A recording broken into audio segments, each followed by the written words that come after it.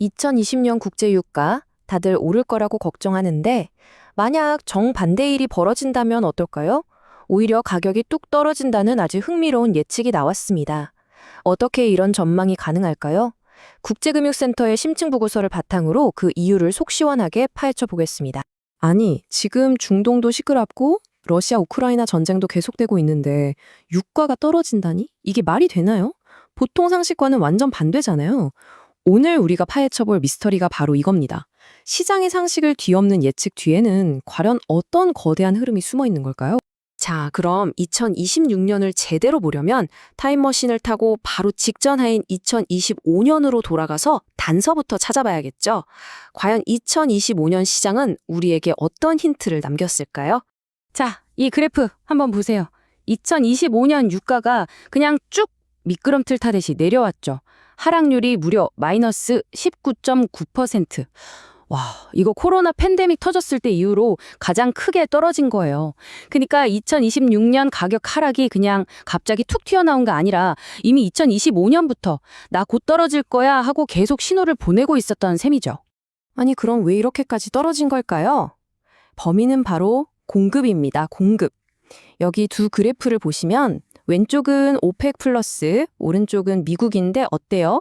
둘이 무슨 약속이라도 한 것처럼 아니면 경쟁이라도 하듯이 생산량을 막 늘리고 있죠. 우리 시장 점유율 뺏기면 안 돼 하면서 말이에요.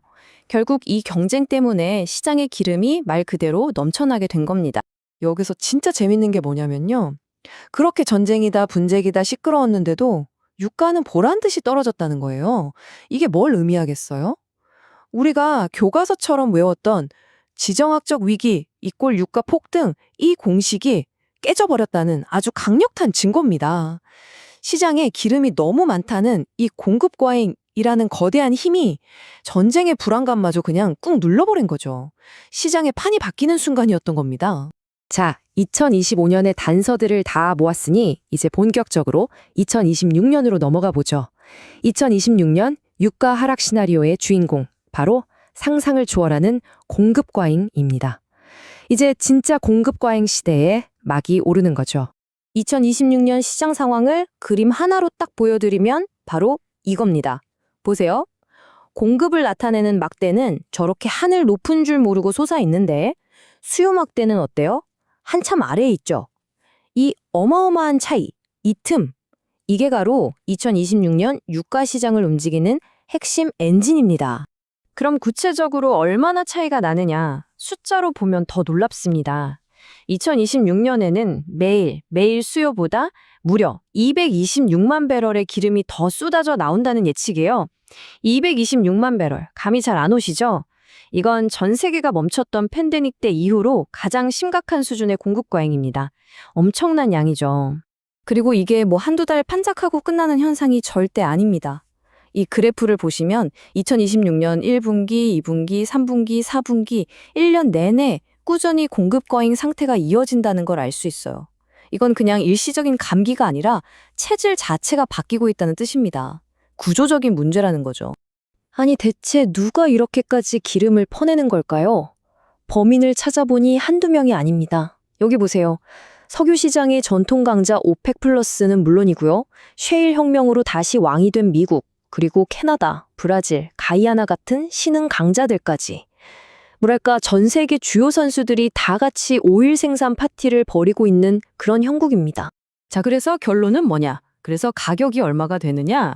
2026년 서부 텍사스산 원유, 우리가 흔히 WTI라고 부르는 이 유가의 평균 가격 전망치는요, 배럴당 57.3달러입니다.